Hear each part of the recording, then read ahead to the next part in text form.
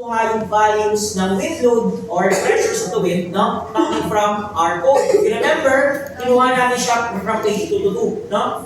Pinattern natin yan, inuna natin kinuha yung basic wind speed, then yung roof angle. After which, sabi ko nga, kunin natin yung per zone depending on the effective wind area. Kaso nga lang, to tell you honestly, itong effective wind area na to, mali pa yan. Dapat may i-check tayo dito. Gusto mo na to. Yan. I-check pa actually natin to. So to check the effective area, kaya ako ganito, siguro space lang muna. Yan. Hindi pa yan yung actual effective wind area.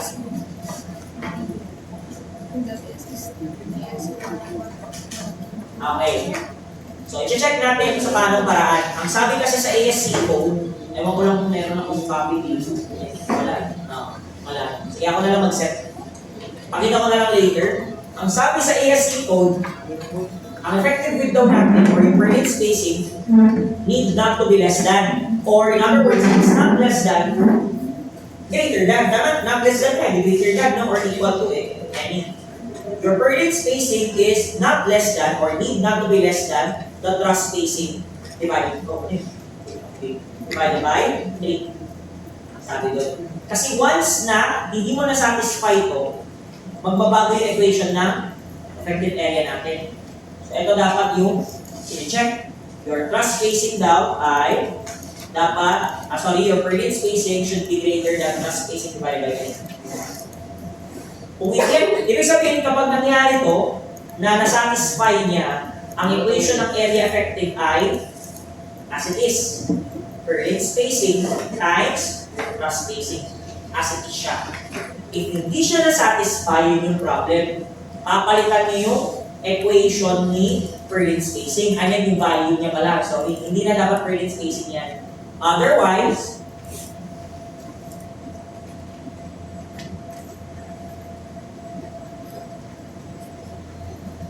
our area effective is now yung truss spacing divided by 3. Yan ang ipapalit niyo times truss spacing. Kuha ba? So parang kung sino maliit sa kanilang dalawa, yun yung gagamitin nyo. Nagets ba? Paliitan sila. Nagets yun? Kasi kung mas malaki si per inch spacing kaysa kay truss spacing, di ba? You can use, palakihan pala, di paliitan. So, if per inch spacing is greater than the 1/3 of the truss spacing, di gamitin mo siya. Pwede. Pero if mas malaki si truss spacing over 3, tayo gagamitin. Palakihan pala kayo. Sino mas malaki sa dalawa, yun ang gagawin. That is for ASC code. Kaya ano yung sa atin? In our case, our truss spacing, per inch spacing is 0.9, is that greater than, ano yung considered truss spacing natin? 3 meters divided by 8. Nasatisfy ba? Yes or no? Hindi, di ba? Hindi nyo nasatisfy, meaning, eto, mali. O ba? Yan ay mali since 0.9 is from not greater than simple. Yun. Diba? Not greater than or mali.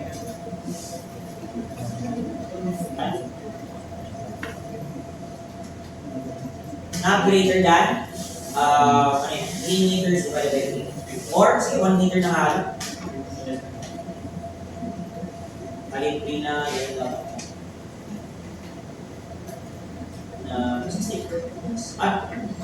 Kami 3 po.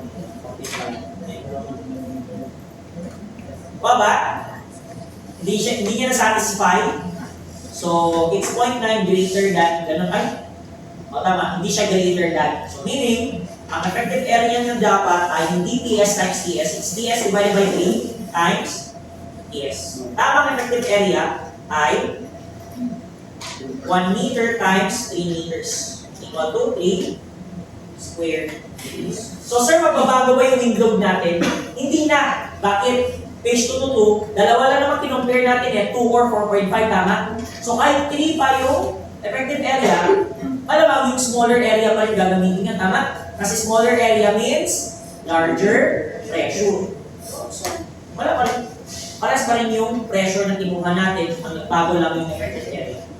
Kailangan check yun, sir, yes. Kasi may times na nagbabago. So, yan ang yung additional na ilalagay natin na checking for affected area. Next, may lambda naman na tayo. Adjustment factor. Saan nakuha adjustment factor? H2 to 3. Ito, based siya sa mean of height at exposure category. Since tayo ay exposure B at 10 meters, di mamili ka ng 9 or 10.5. Anong mas pinili natin? Higher. Kasi higher height means larger multiplier. Diba? So, i-amplify mo ng 5% yung windows. Okay na tayo dyan. Ano nang susunod na gagawin? We will compute the wind load na. So, load computation na tayo. Wind load computation. Copy ko to, nandito. Nga pala, sige. Lalagyan ko pa ito ng explanation pala. Tatanggalin ko kasi zone 3. Bakit? Okay, explain ko bakit hindi natin kailangan ng zone 3. Pero, bago tayo mapunta doon, alam niyo naman yung location ng zones, hindi ba? 195. Dito tayo. Cable roof tayo, no? Ganyan yung roofing style natin. And limited lang kasi si NSCP sa mga nandito doon. So, naging yung numbers, 1 to 5. Those are our zones. 1 to 3 is on the roof. 4 and 5 is on the wall. Nakuha ba? Eh, roofing tayo, tama? So, 1 to 3 lang. So, thus, the zones, 1 to 3. So, paano ba yung ayos niya ito sa actual? So, yung ayos niya, pag meron tayong purlin, ito yung itsura. So, yung purlin natin, ganito yung orientation. Ganyan. Ganyan yung purlins natin. Nakuha ba? Nakuha ba? Yes, sir. O ngayon, mapapansin nyo na, uy, ano yung differences ng mga zones? Yung zone 1, nasa gitna. Zone 2, nasa edge. Nakuha, edges. Zone 3, nasa corners. Nakuha ba yun? So, from center, papalabas. Nakuha ba? Zone 1 sa gitna, zone 2 sa edges, zone 3 sa corners. If ganyan ang ayos ng purlin, ibig sabihin, may purlins tayo na ang gitna niya zone 1, then ang dulo niya zone 2, tama ba? At meron din tayong purlin, or so yung nandito sa dulo, di ba, na purlin natin, na ang gitna niya zone 2. Nagets ba, zone 2 tong gitna niya to? Kasi nasa edge siya, then zone 3, dalawang dulo niya. Eh, ano ba yung mga values natin pagdating sa mga to? Mapapansin natin, ang zone 1, maliit ang negative window niya compared to zone 2. Ang zone 2, maliit ang window niya compared to zone 3. Ibig sabihin, mas malaki ang wind sa dulo. Bakit? Kasi pag mas malaki sa gitna, ibig sabihin yung unang pasira sa bubong sa gitna, nakita naman ng bubong na sa gitna unang nahila bago natanggal. Alam po, parang sapatos yan, di ba? Sa dulo po na masisira. Tama ba? Ewan ko, kung makita kayo ng bubong na sa gitna na sira, makitawagan ako. Baka gano'n, no? Explore natin bakit kaya nangyari. I doubt it if the windows at the center is larger than the ends. Nakuha ba? That's why gitna gitna tuloy. That's why sa dulo dapat yung pinakamalaki. Eh kaso, ito kasi nangyayari, sir, ba't ba natin tatanggalin ang zone 3? Doon tayo sa actual. Paano ba nilalagay ang purlins? When purlins are made, most of the time, halos sa gitna rin ang umpisa yan. Pwede sa dulo minsan, pero usually sa gitna. So pag sa gitna kasi yan, ibig sabihin yan. Lalagay dito, and then pinipit na lang yung mga susunod na purlins sa tamang spacing. Question, nasusunod ba yung actual spacing? Nasusunod ba sa actual yung mga spacing na nakalagay? Kasi may pieces of, gano'n na yan. Pieces of purlins na yan. So, nangyari, kung ito na yung dami ng purlins natin, hatiin natin sa buhok nyo, edi ito na yung dami ng pieces sa left, ito na yung dami ng pieces sa right. Nakuha ba? So, ngayon, ang nangyayari, sa gitna kasi nag-start yan, yung nasa dulo, yung spacing hindi na nasusunod, mas pilit-pilit yung purlins sa dulo compared sa nasa gitna. Nakuha ba? Sir, ba't pa kasi hindi sa dulo nag-start? Same question. Tignan yung tiles. Halos ganun din. Kasi i-fit natin yung dami ng tiles sa buong space naman. Sige na, i-start na sa dulo yung tiles pag-hit nyo sa gitna. Diba? Ano kayo mangyayari? Nakikita nyo, may something dun sa gitna na may space ganyan. Eh, di sabihin yung tiles nyo, i-cut nyo para i-fit dun.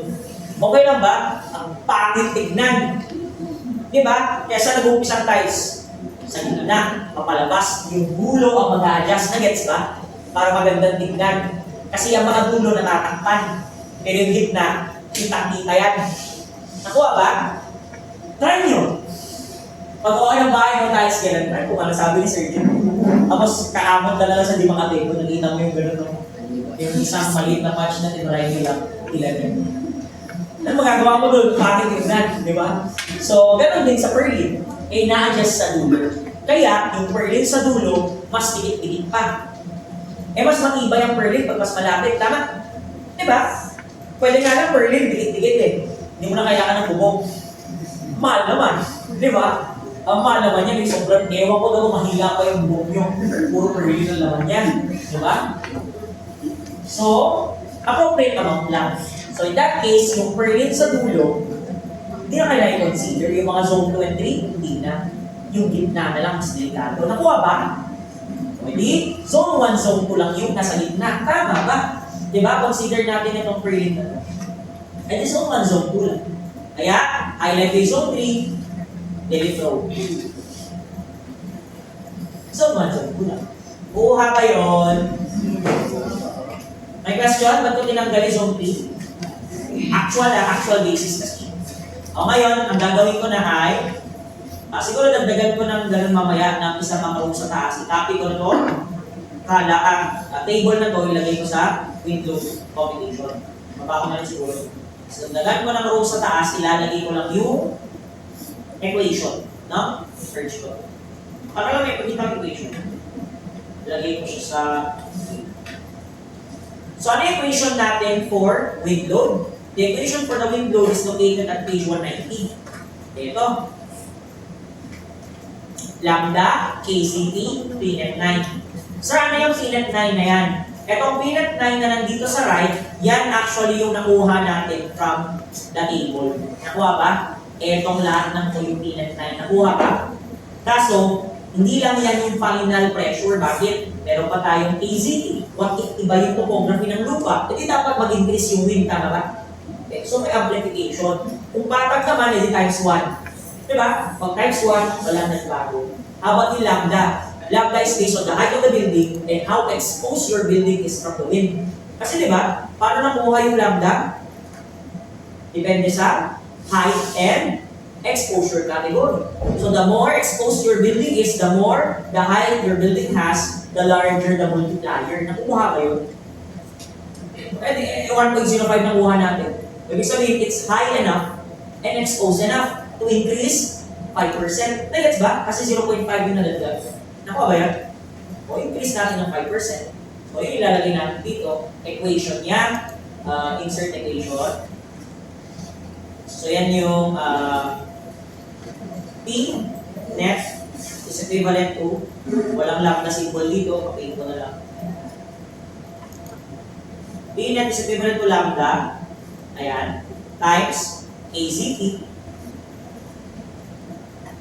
topographic factor, times P net 9. Yun na yung galing sa table, P net 9. Kasi kung P net yan, di pangit parehas sila. Kaya nilagyan na lang ng 9 no, P net. Kuha ba yun?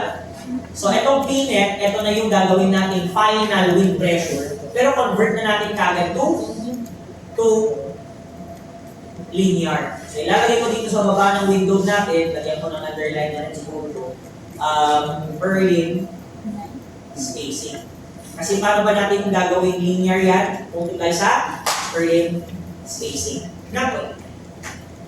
So, compute na natin, i-delete ko lahat to. Okay, compute natin. Calculate. So, unahin natin dito. Ayan.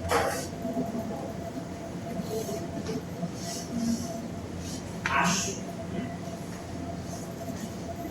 So, 1.57. Yung positive wind muna tayo. 1.57. Pare-parehas yung kasi sa lahat eh. Times. Ano yung KZT natin? 1. Patag. Awag yung lambda? 1.05. Pero yan, kilopascals pa lang. Nakuha ba yun?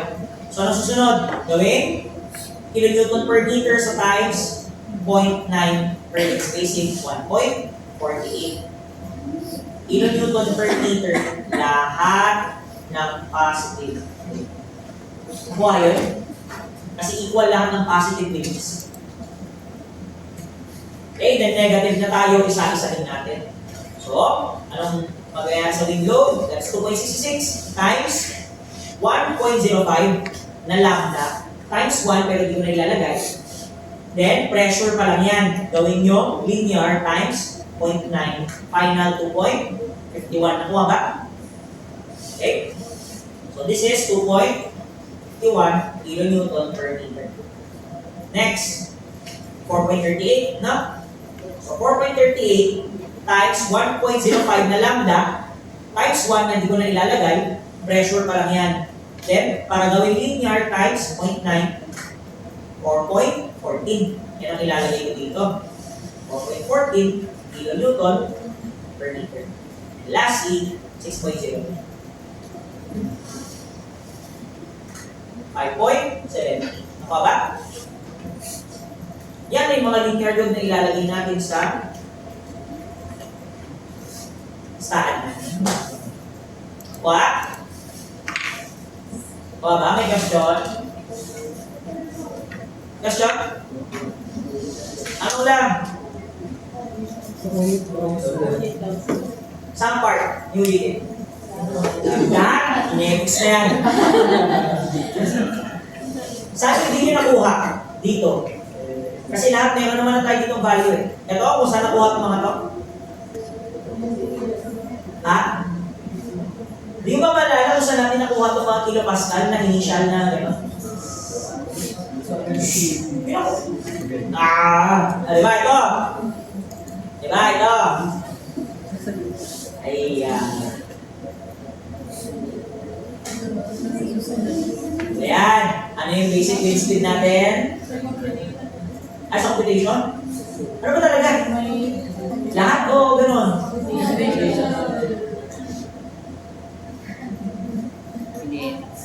Eto, yung galing sa gano'n, no? Kanina.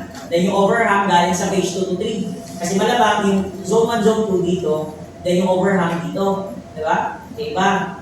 Okay, nakuha nyo na yan. Computation tayo. Ano ba yung equation natin? Yan nga, diba?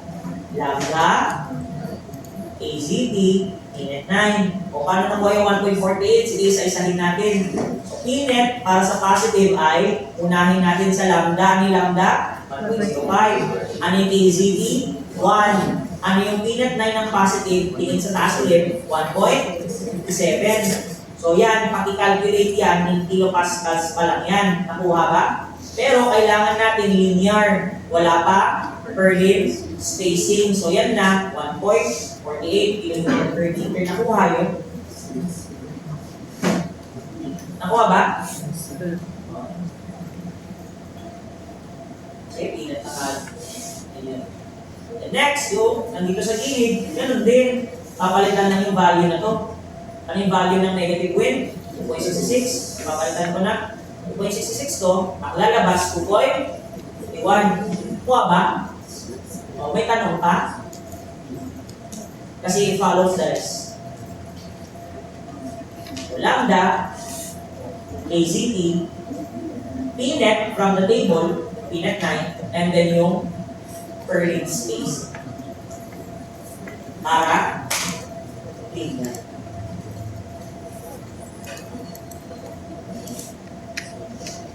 Okay, tanong pa, saan nakuha? Paano nangyari?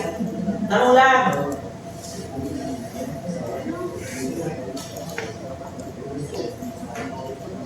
O, yan na yung actual representation ng wind load ng isang 300 km per hour maximum gust speed ng isang wind acting on, malamang, exposure D na structure and of height 10 meters. I mean, of height pala. Hindi height D. Yan yung tumatama sa bubungan ninyo. Okay ba tayo dyan? Okay, kung gusto yung ilagay ito, hindi ko naman pinaparequire na isa-isa yung ilagay eh. Kasi malamang, kapalitan mo lang naman yung value sa taas.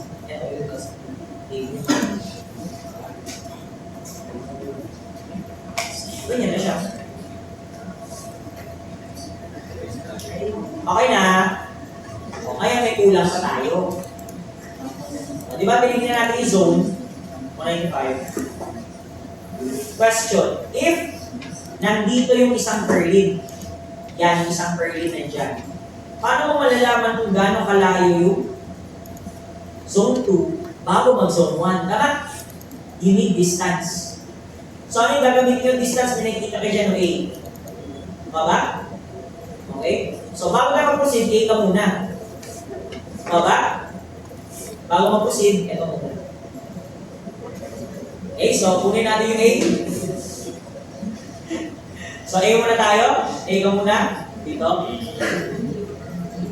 So, eto ay zone A distance. O ba? Okay. So, paano ba kunin yung A distance na yan? Ako na lang magbigay kasi wala pala dito yung provisions ng ASCE. Ang meron ako dito ay ASCE 2015 tsaka IDC 2018. So, pagkita ko na lang later. So, ang mga compare natin ay yung 10% of the least horizontal dimension or 0.4 of the minimum height, whoever is smaller. Then kung sino may mas maliit sa dalawa, i-compare nyo pa siya sa 4% of the least horizontal dimension or yung constant natin yung or yung meaning, ibig sabihin kahit isa lang sa kanila, or 0.9 meters or 3 feet. Kasi yung 0.9 meters same sa 3 feet, depende kung English or metric. So constant na yan, 0.9 meters or 3 feet. So sir, ano ba yung least horizontal dimension? Ang least horizontal dimension natin, titignan natin sa plano. Kuha ba? So i-check natin yan sa plano. Titignan natin. Saan na yun? Hindi. Ang nilagay ko. Ang practice lang yun. Yan. Size 1. Yan. So ano nga bang least horizontal dimension? Ito yung top view, di ba? Okay. So, dalawang dimension ng building nyo. Yung unang dimension, 3, 6, 9, 12 plus 4.2, 16.2. Tama ba? Yung kabilang side niya, 4, 8, 12. Ano mas maliit? 12. Least horizontal dimension. Nagets ba? Horizontal ba yan sa yes? Kasi yan yung top view. So, nakikita nyo yung x-axis and z-axis ng building. Tama? Not the y, it's x and z. Tama? So, ano yung mas maliit sa dalawa? Yung 12. So, that's the least horizontal dimension. Nakuha. O, what's 10% of 12? 1.2. O, lagyan natin dito, 10% of the least horizontal dimension. May question kung paano naging 12? Okay lang? Okay lang? 4 times 3. Okay? 4 plus 4 plus 4. Ano yung 10% niyan? It's 1.2 meters. And then what's 0.4h? That's 0.4 of the minimum height. Ano minimum height natin? 3 plus 3 plus 3 plus kalahati ng 2. Di ba yun yung gitna ng truss height? From ground floor hanggang roof with distance, that's 9, plus kalahati ng truss height na 2 meters. So, sa 2, 1 plus 9, 10. Yun yung effective. Sorry, that is the minimum height. So, what's 0.4 of 10? Ilan yan? 4 meters. Tama ba?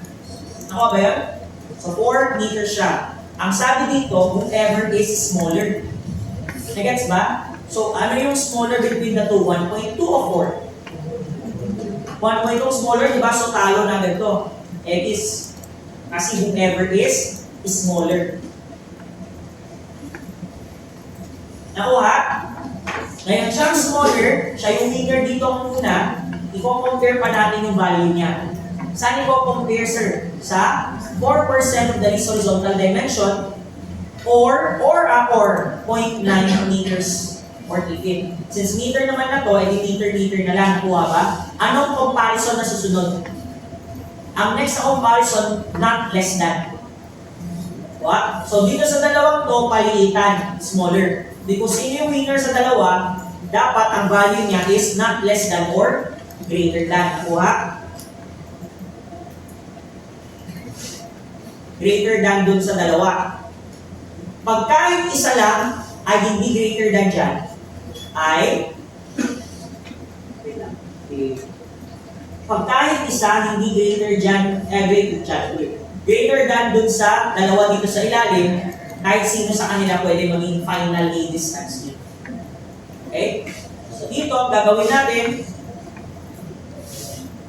1.2 to be compared to the 4% of the least horizontal dimension. I think this does not need comparison again. Kasi 10% ng least horizontal dimension to, ito 4% ng least horizontal dimension, ano mas malaki? Di ba yung 1.2 din? Di ba? Parang useless na kinumpit pa to. Pero sige, lagay na lang natin. So 4%, 0.04 ng least horizontal dimension of 12. Tama? Meters. So ilan to? 1.6. Tama? Tama? 1.6 meters. So, mas malaki si 1.2 kay 0.56. Is lagi naman kasi 4% nga, di ba? Nakuha ba? 4% nga. And next, ito 0.9. Ano mas malaki? 1.2 o 0.9? 1.2 tama? O di? Is to. Final A distance natin 1.2. Sir, bigyan nga natin ng scenario na hindi ito yung nag-go-govern. Okay. What if 0.8? What if our 10% of this horizontal dimension is 0.8 meters? Tapos let's say yung 0.4h mo ay, ang minimum height mo 10 pa rin. Sige, 0.4 ng 10, ano ulit? 0.4 ng 10 is 4 meters. Ano mas malit sa dalawa? Yung 0.8, tama? So, is na yan. Diretso na lang. Kasi compare pa natin siya sa 4% ng least horizontal dimension. Kung yan yun, 8 meters yung buo, no? Kasi 10% yan.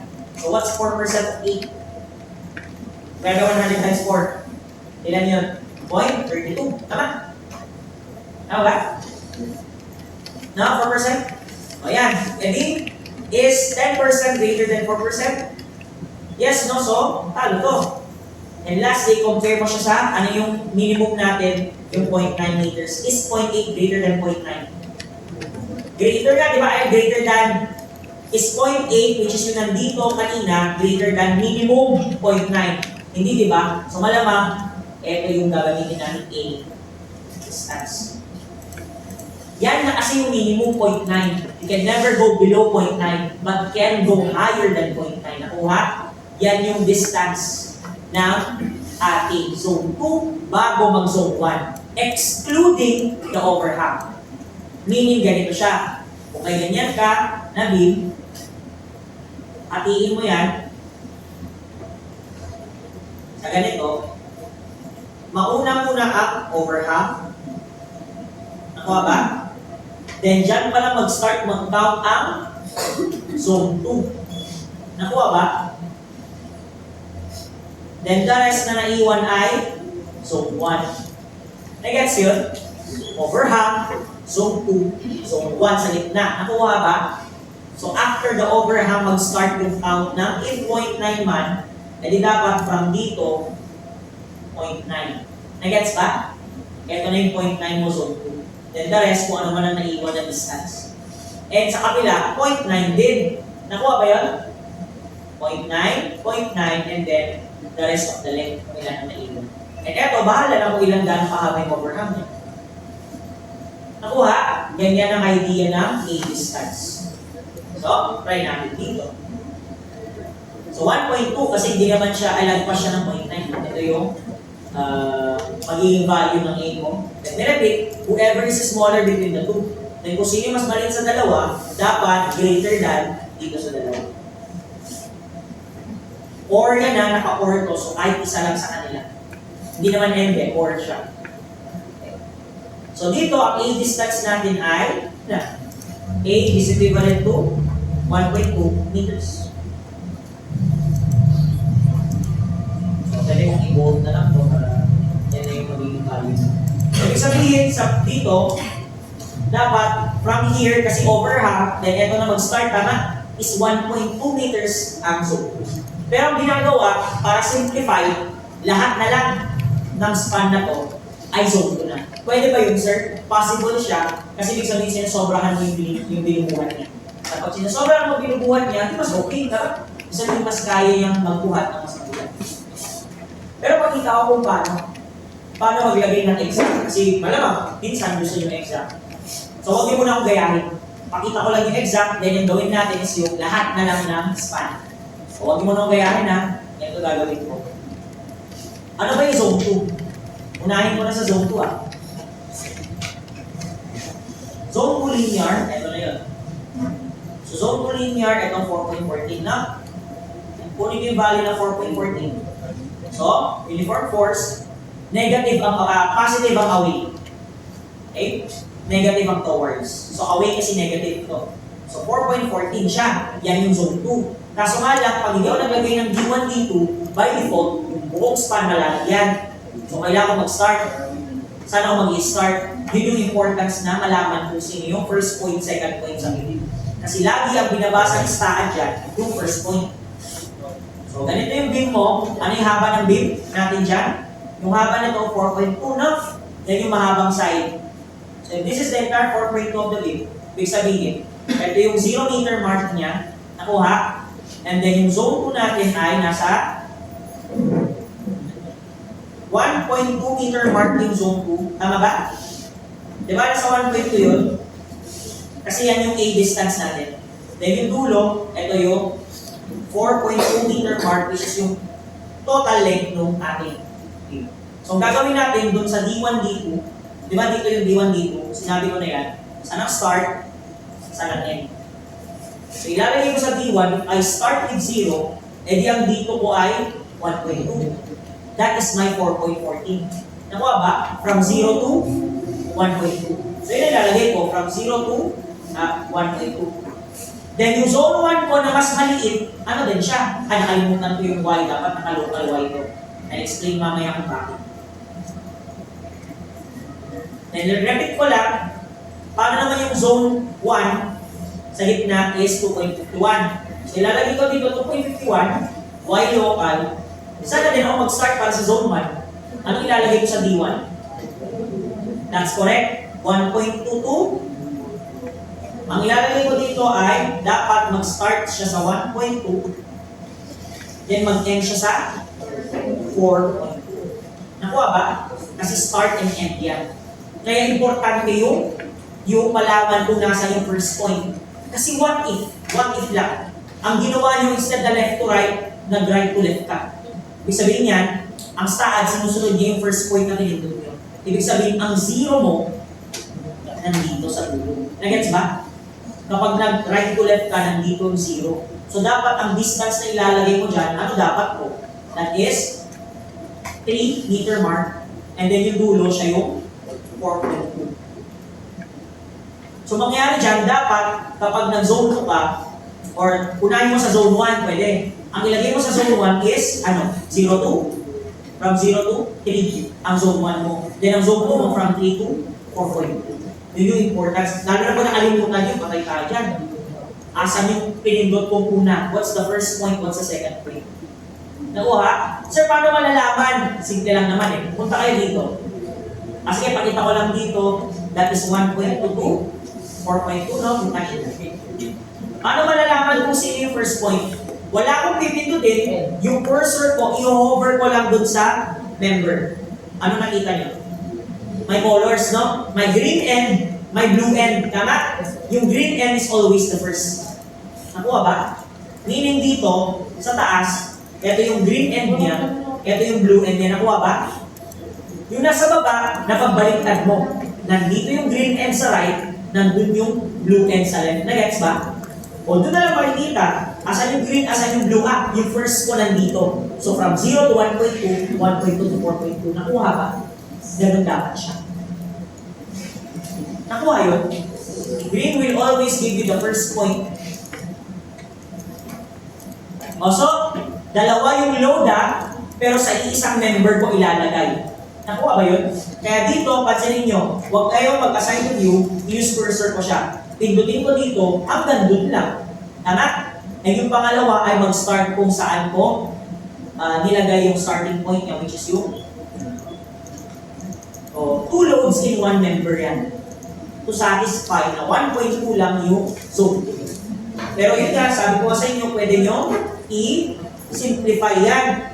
Iwan ko sa kabila yung pwede nyo i-simplify yan. As a whole na lang siya. Pwede lang naman yun nakuha ba? Para ma-simplify din. So sige, control Z ko lahat yan. Ayan, tanggalin natin yung loading. Gawin na natin na. So highlight W, L+, click add. Member load, ilagay natin yung positive win. Pare-parehas lahat, no? 1.48. Pero since towards kasi, negative siya. Nakuha ba? Negative kasi ang towards, ang away positive. Huwag kakalimutan Y local. Kuha ba yan? Y local lang tayo. Eto, Y local. Kuha ba? Bakit Y local, sir? Yung direction niya ay yung, sabi ko sa inyo, nag-rotate. Hindi dapat pababa towards. Kasi gano'n yan eh.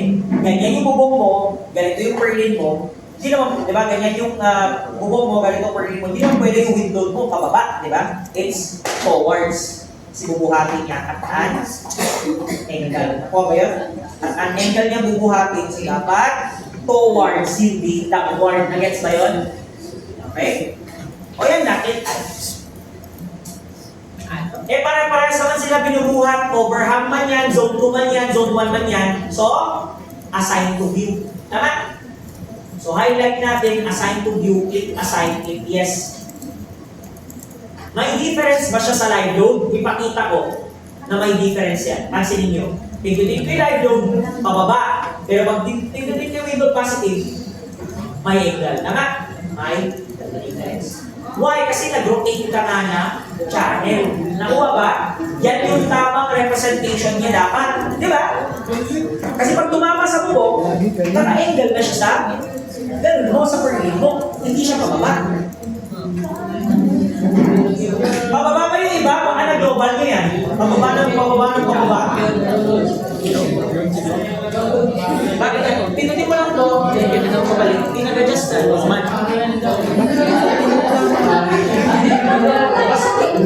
Pinutin ka lang yung ibang load sa dead. Sample lang, pag sobrang laki, sobrang liit niyan, pinutin yung dead load, pinutin yung mabalik. Mag-self-adjust yan.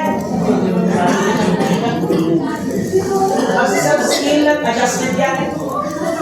Pinutin yung ibang load ulit. Balik kayo sa window. Mag-adjust yan. Nakuha ba? Oh, negative win na tayo.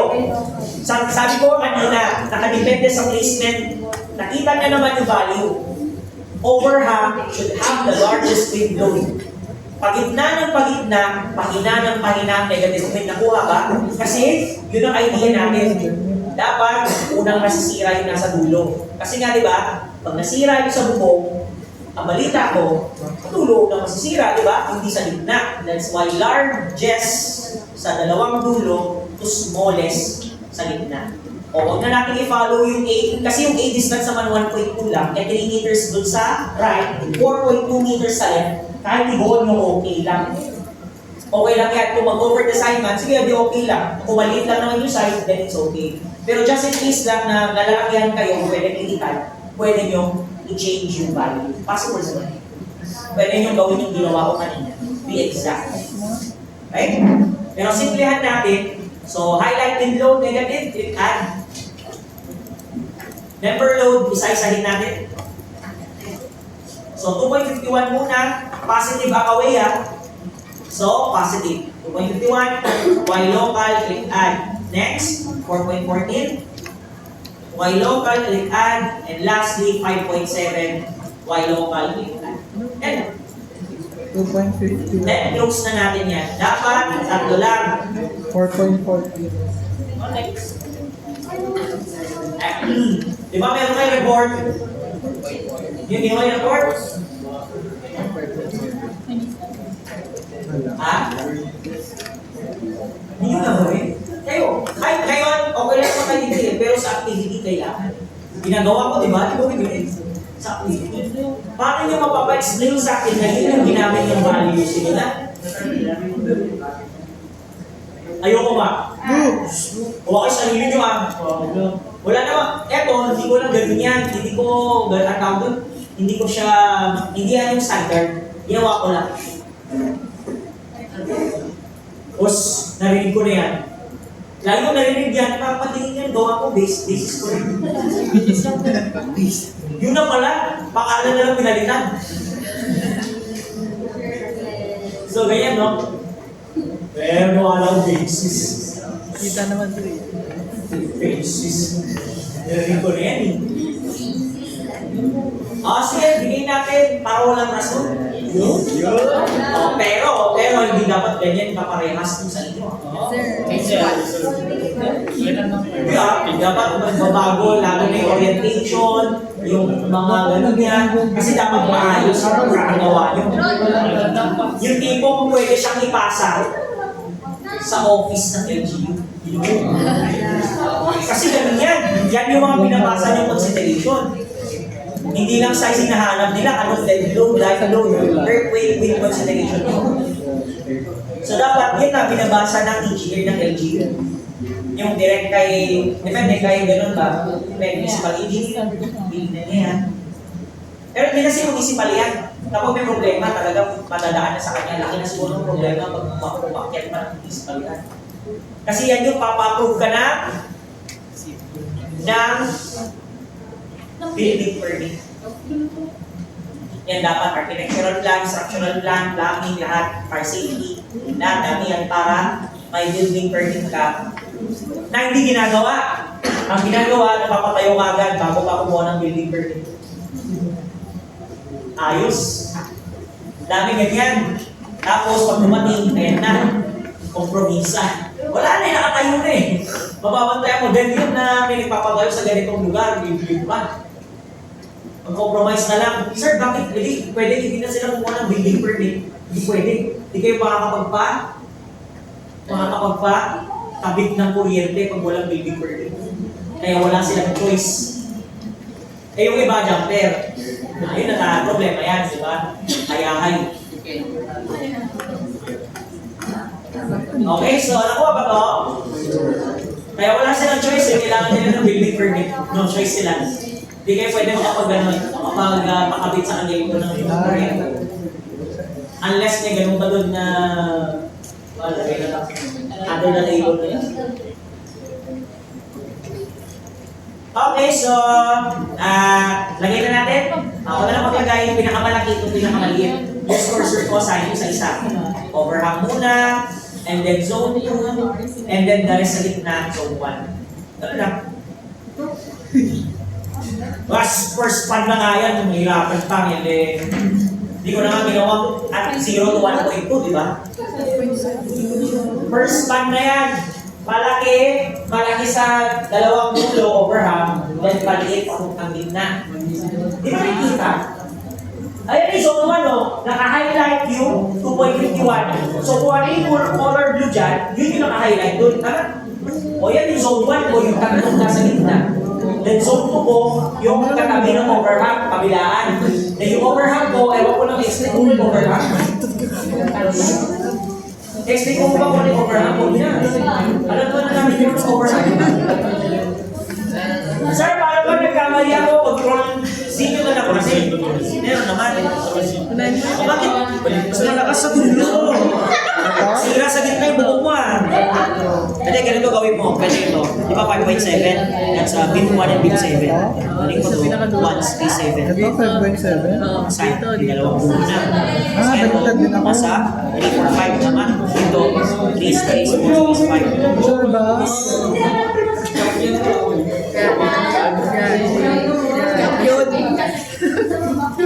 Dalawa ba to? Malaki sa dulo, mapaliit sa gitna. Tama. Then overhang. Pwede kong kulang yung play distance. Sample, yung eto mo, 1 meter lang siya. Eh, di sumong na siya yung dalawa na rin. Sa trust na experience niya yun. Kasi malalapit distances ng trust eh. Yan. Yan. Malaki sa sabi ko na ba, malaki sa dulo. Combination na tayo. Kasi malamang, eto, hindi pwedeng yan lang run niya na. Bakit? Ang basa ni Sadjan, then load lang, run.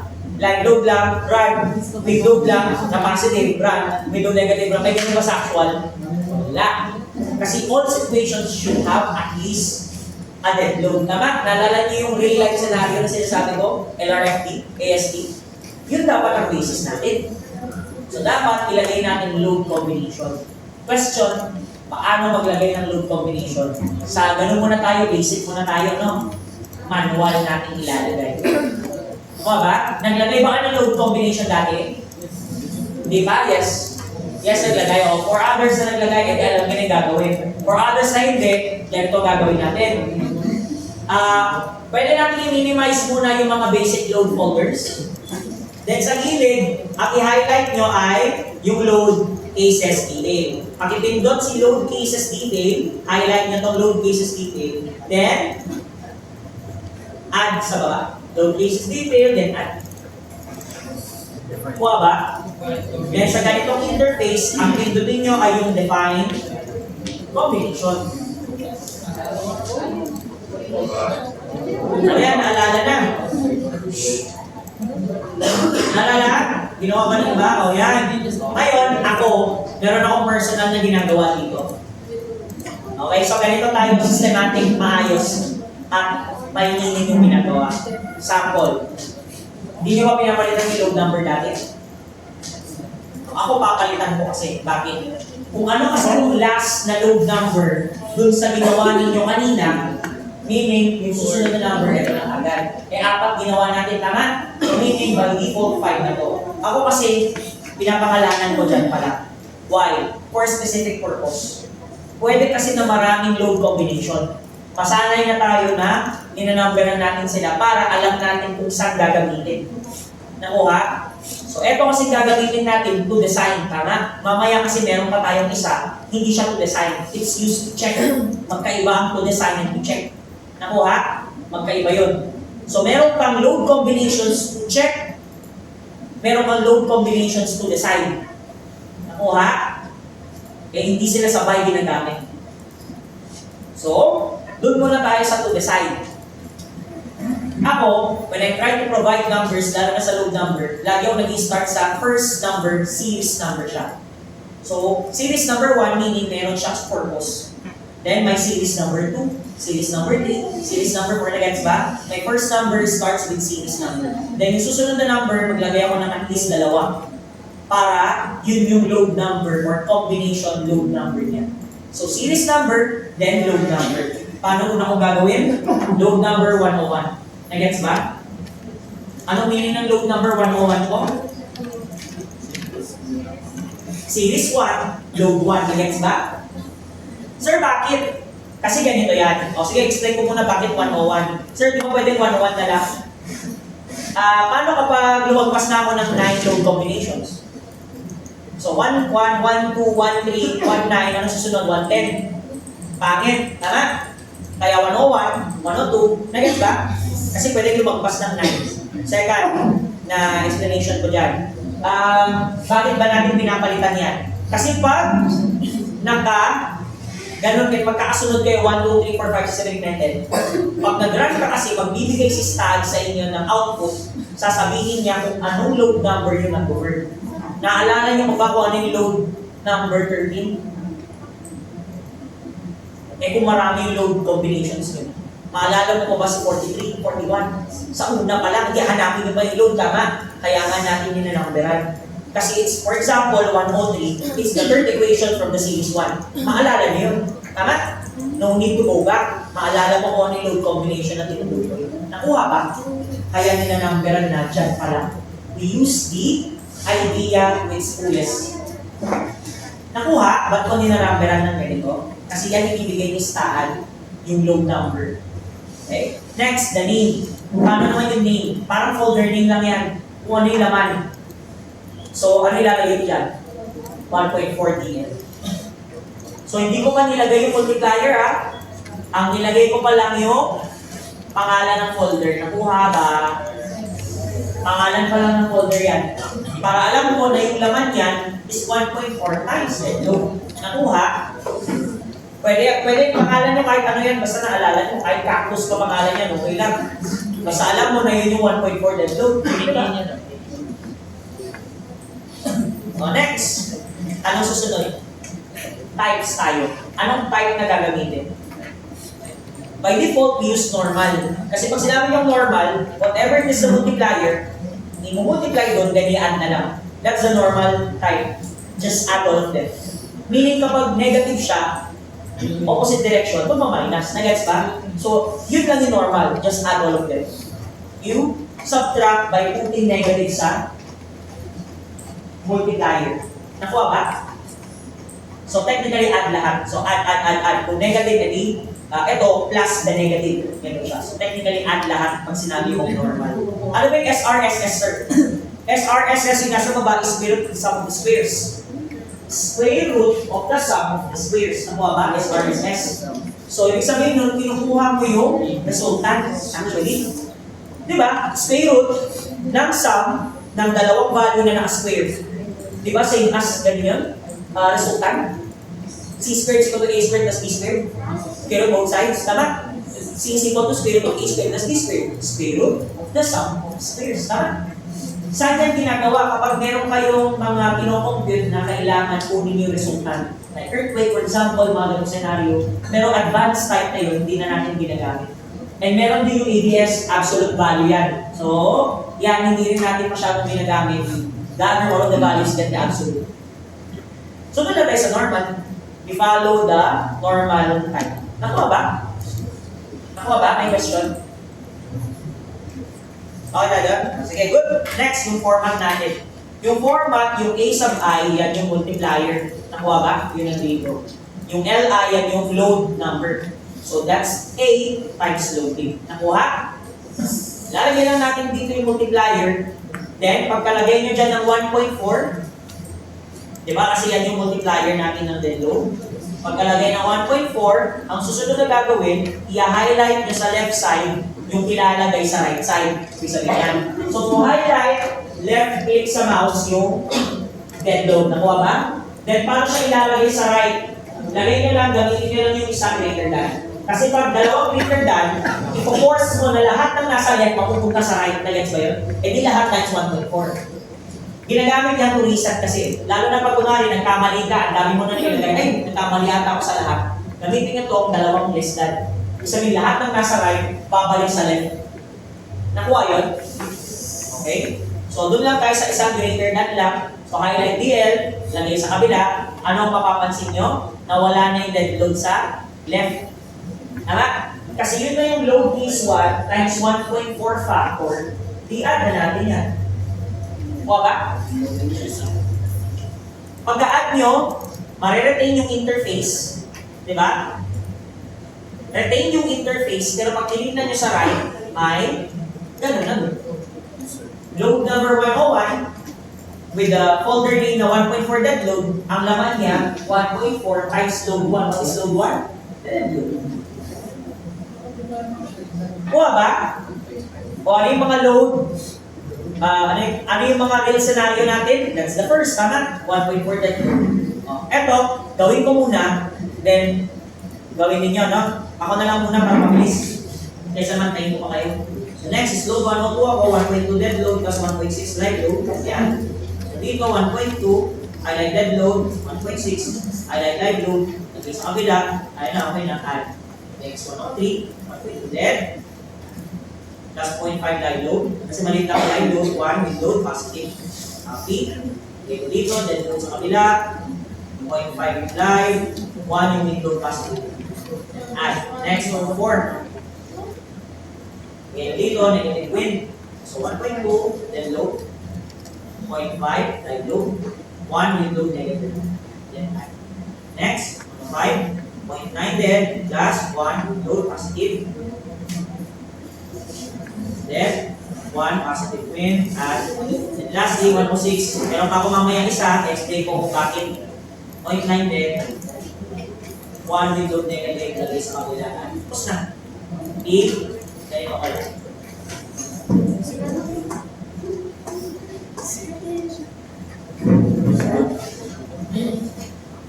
Yan.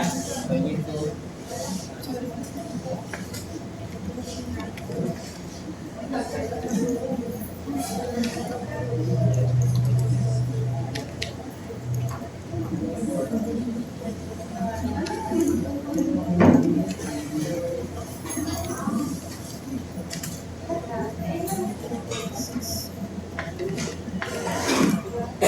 pwedeng sabay ang wind. Pwede ba na habang tinutulak ka, hinihila ka at the same time? Walang ganun, one at a time yan. Ang hangin na direction, one at a time. Di ko ba na-experience na pag nasa labas ka habang bumabagyo, tinutulak ka na nga, hinihila ka pa. Walang ganun, one direction at a time yan. Nakuha ba? So technically, ito yung simplified version ng LRFD. May mga tinanggal na ako. Di ba?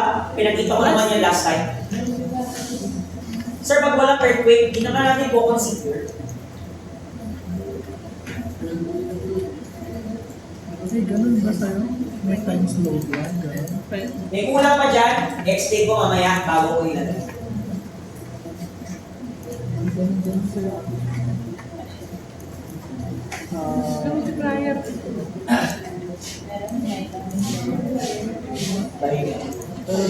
Kita bigay mo dito, 1.4 lang.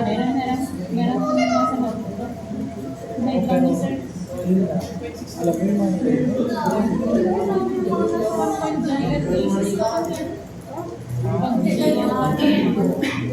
so, mag-a-add lang din yung mga tapos.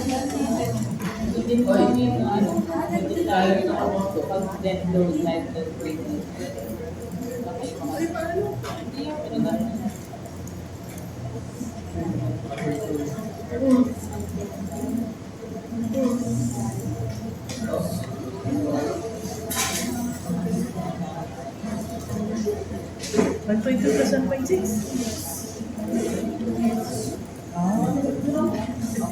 Meron bang load 1 dito na nila? Wala na.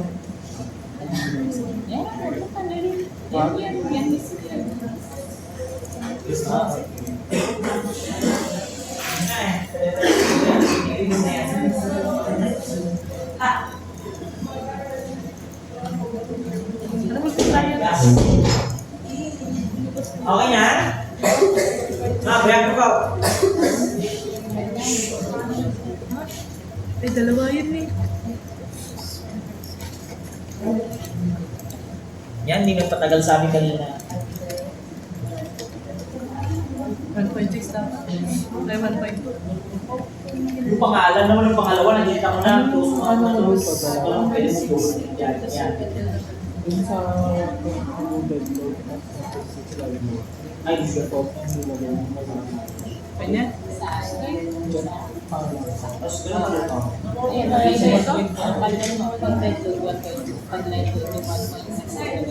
Yes.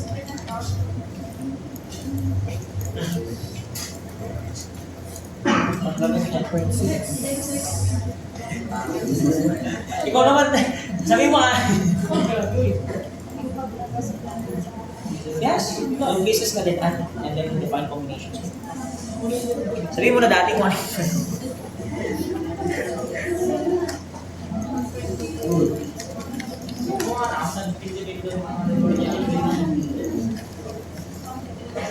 Hilo.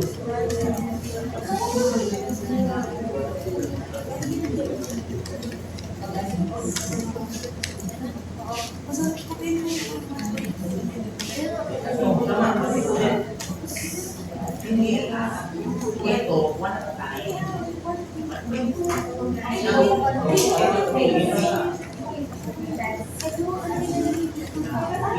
Pieces. One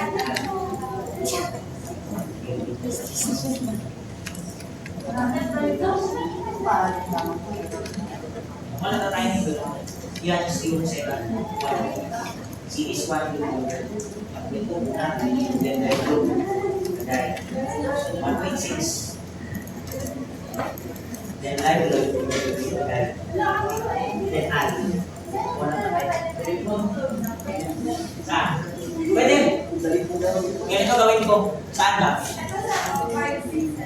Okay. Pag gagawin ko dyan, ganito ang utilities na ako. Ako sa baba, nakita ko, ayan, nakaluto. Ayun, nakakal na pa yung kuwan. Ito, nako pala. O, 1.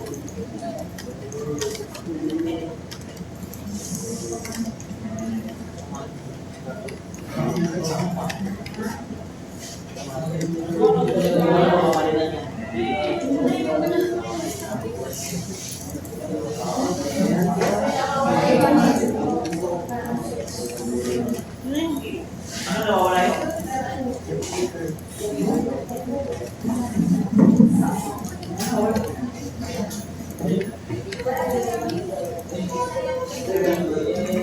Doon tumalakan doon. Diyos ko ka. Yes. Tama na. Isa-isa. Kanina pa yung oten mo eh. Yes. Oh. Good. Marami dito may lakad. Ha? May lakad. Ito? May lakad. May lako? May tinda. May tinda. May lako kayo. May tinda. May benta ka. Ni Charmata niya. Good.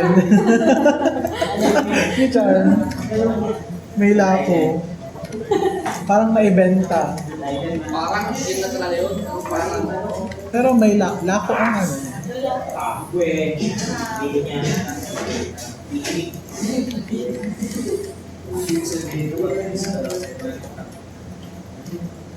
Wow.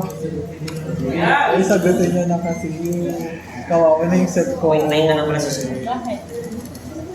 Kanina pa siya, ay, remind siya ng remind. Na ano? Ayun. O, yung last na idadagdag.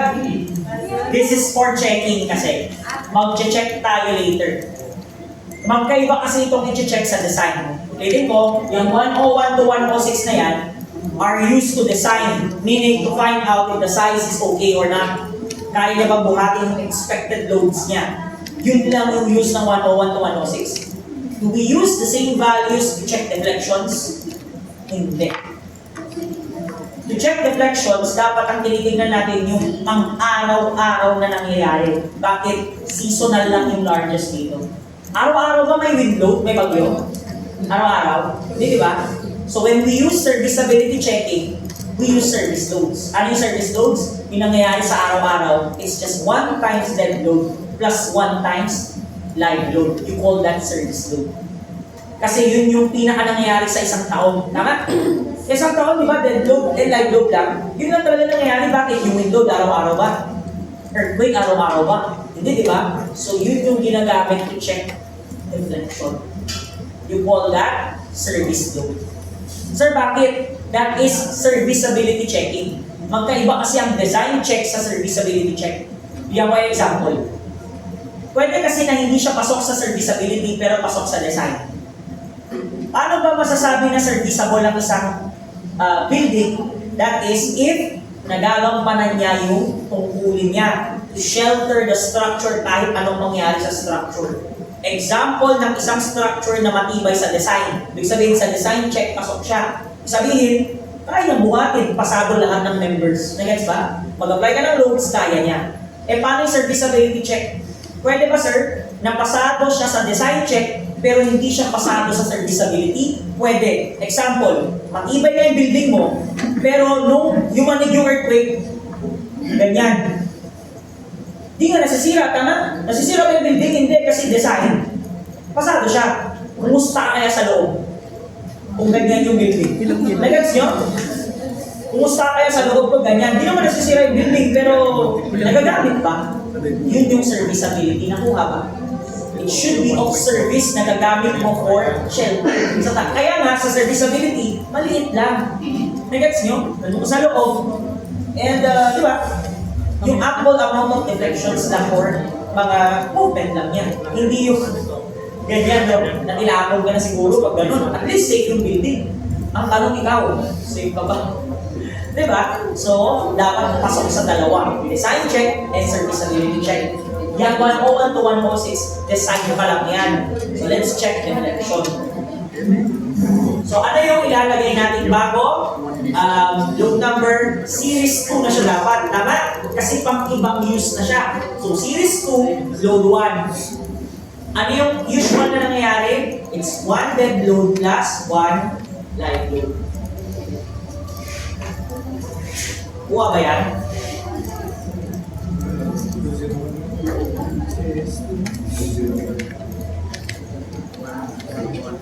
One dead load plus 1 live load. So nagde-deflect yung mga beams nyo dahil yan yung laging nangyayari. May dead load at may light load. Unusual conditions. Mas nagaganap pa yan na mas marami sa isang taon kaysa sa earthquake, kaysa sa wind. Pero yung design kasi in extreme cases yun. If magkaroon ng bagyo, if magkaroon ng earthquake, kaya niya based on design. Pero ito yung pang-araw-araw. Kuha ba? Click add. So dapat merong additional dito. Yung bullet ko. May 201 sa last. Kuha ba? Tapos na tayo sa loading. Pwede na tayo mag-analyze. Nakuha ba yun? O how to analyze? Run na lang ba? Hindi pwede. Ma-resistaan. Mga yan, kailangan mo magpaalam. Nakuha ba? Kailangan mo sabihin na papa-analyze ko na. Nakuha ba yun? Bakit? Mga sabihin parang babae. Ha? So, kailangan nyo magpaalam. Sabihin sa kanya na magpapa-analyze na ako para hindi magka-error. Kasi once na nag-run ka bigla, error abot mo dyan. Sabi niya lang din sa'yo, you need to put the command that you will analyze. So, paano siya ilalagay? Di dapat, tapos na tayo sa loading. Di ba? Pagkatapos na natin, tapos na tayo sa loading, pwede na tayong mag-analysis. Tignan yung analysis. Then, ito dapat yung interface na makikita sa right. Diba? Ito yung interface sa right. Tama, no? Then, sa pinakababa, dapat naka-analysis ko. Kasi tatlo yan eh. May pre-analysis, current analysis, which is ito, then post-analysis. So, yung dito ngayon is yung current. May pre, may current, may post. Yung current, ito. So, sa current analysis, pindutin yung define commands.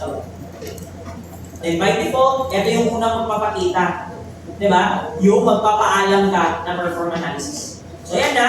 Mag-no print lang muna tayo kasi ayaw muna natin ng data.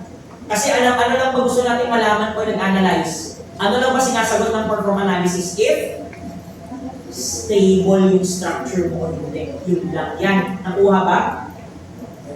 Yan lang inaalam nyo dyan kung stable ba o hindi. Kasi once stable siya, hindi pwede ka na mag-design. If na-check nyo na yung serviceability.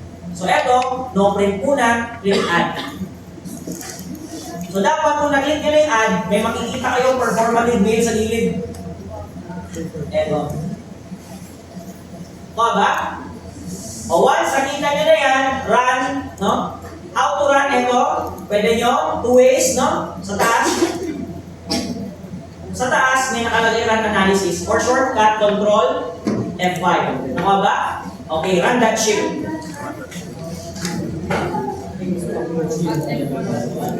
Huwag kang F4, control yung sinabi ko, hindi alt. After for enter.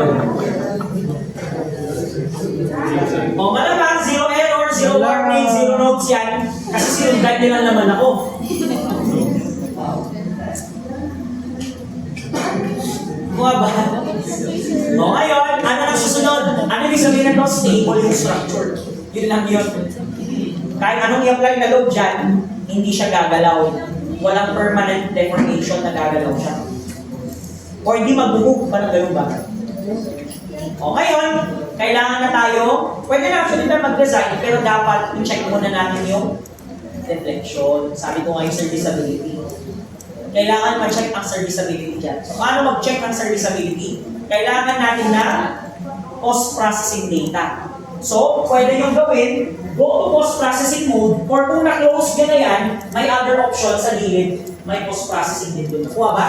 Two ways. Pwede dito, pindutin nyo yung go to post-processing din done, or kung na-close nyo ito, pindutin nyo yung post-processing doon.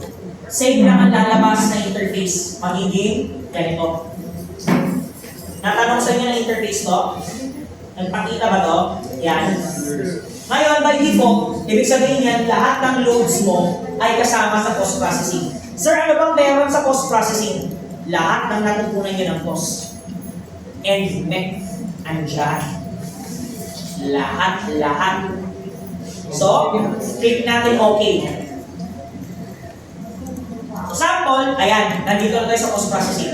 Ako, ito muna, kasi 2D yung ating structure, dapat Gawin ko siya in 2D form muna, no? So, i-front view ko muna siya para straight line na horizontal. Front view. And then, i-adjust ko to para, syempre, pinapakita ko sa inyo ito, dapat malaki yung workspace ko. Ina-adjust ko lang. Ina-adjust ko yung workspace na. Ina-adjust ko lang. Dito sa gilid ng ganyan, i-adjust nyo. Pwede yung i-adjust. Ina-adjust ko lang. Dito ang 06 na data. Nakuha ba? Then, balik ako sa results sa taas. Babalik ako dun sa taas na results. Dito. Balik tayo dito sa results. So, in-adjust ko yung view sa front view, dito sa view, and then, balik ako ng results. Nakuha ba? Adjust dito yung view, then balik sa results. Ano na yung currently nakikita nyo by default? By default, ang nakikita nyo dyan ay yung deflection niya. Dalawa kasi yan medyo magulo eh. May deflection tayo, may displacement. Pero ang chine-check natin dyan, yung displacement at a point. Yan dapat. Ito dapat ang chine-check. Ito yung displacement na ginagamit. So nakikita nyo ngayon yung deflection niya. Sir, yan yung deflection niya. Of course, kasi mm lang yung value. Pero paano nyo makikita sa magandang scale? Two ways. Label scales, pwede ilagay doon. Or, pinakamadaling, pindutin ng matagal yung control sa keyboard. Then, sana, dapat, meron kayong mouse wheel. Then, anong gagawin? Itaas si Kuya Will. Yan. Nag-a-adjust yung deflection. Sir! Parehas ba tayo ng deflection? Yes or no? Magkaiba, no? Bakit? Ang tanong kasi, ano ba kasi yung tinitingnan yung deflection? Okay. So currently, you're looking, guys, currently, you're looking at the deflection of the window negative. So malamang yung deflection, palayo naman. Palitan mo yung nasa upper left, mapapalitan yung deflection. Nakuha ba? O, huwag yung sobrahan. Scale lang yan. Ha? Mayo sa'yo? Kasi deflection, sabi ko, displacement. Kasi lang. Wait lang. Ha?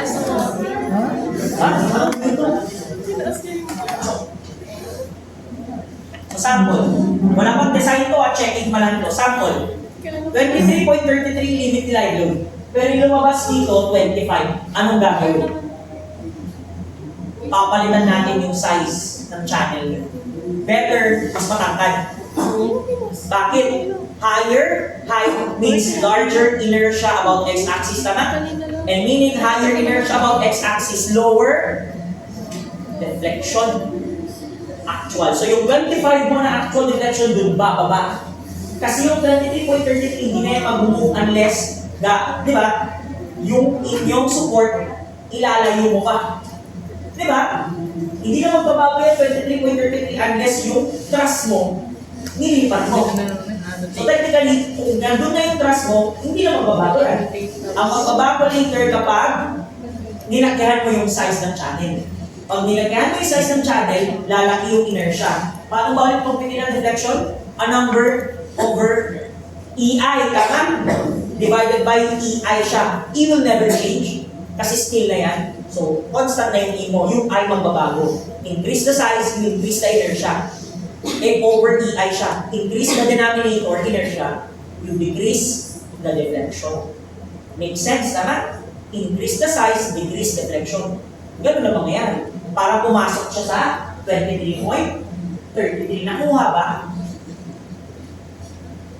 Klaro tayo dun ha.